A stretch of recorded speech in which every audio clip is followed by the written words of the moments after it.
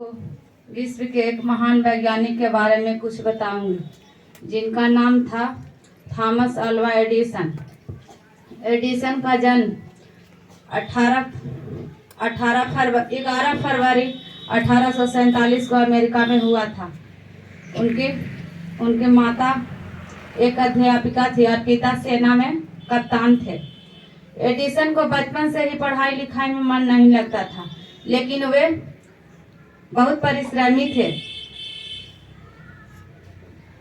वे हमेशा गुमसुम बैठे रहते थे, खाली शीशियों को उलटते पुलटते रहते थे। इस हरकत से उनके माता बहुत परेशान रहती थी और हमेशा उन्हें रोक टोक करते रहते थे, लेकिन उन पर कुछ असर नहीं होता था। बाद में उनकी माता उन्हें रोकना टोकना छोड़ दिया और उत्साह बढ़ाना छोड़ दिया। एडिसन माँ के जिद पर स्कूल तो जाते थे, लेकिन वहाँ भी पढ़ने में उनको मन नहीं लगता था। अंत में वे 12 वर्ष की उम्र में स्कूल जाना छोड़ दिया और रेलगाड़ी में अखबार बेचने का काम शुरू किया। इससे उन्हें जो कुछ भी पैसा मिलता वे अपने विज्ञान के प्रयोगों में खर्च करते थे। रेलगाड़ी में वे साग सब्जी भी बेचते थे। रेलगाड़ी के एक डिब्बे में ही उन्होंने अपना एक प्रयोगशाला बना लिया था। एक दिन वे प्रयोग कर रहे थे तो फास्फोरस गिर जाने से रेलगाड़ी के डिब्बे में आग लग गई, जिससे गाड़ी के गार्ड ने गुस्सा होकर उनको एक थप्पड़ जड़ दिया और वे थप्पड़ उनके कान पर भी जड़े थे, इसलिए उन्हें ऊंचा सुनाई देने लगा।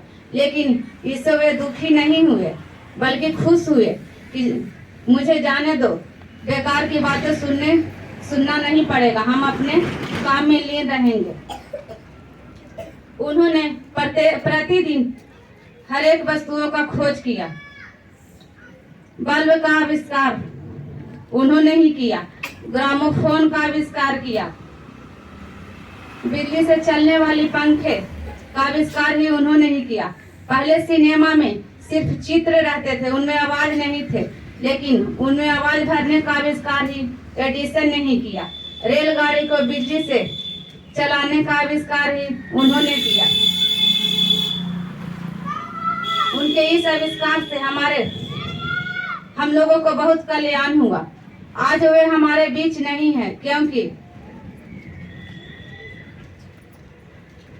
18 अक्टूबर 1931 को उनकी मृत्यु हो गई, लेकिन उनके बल्ब के प्रकाश ने उनके नाम को भी प्रकाशित कर रहा है। कहा जाता है एक महान व्यक्ति स्वार्थ के लिए नहीं जीता है, बल्कि परमार्थ के लिए जीता है, यानी दूसरों के भलाई के लिए जीता है।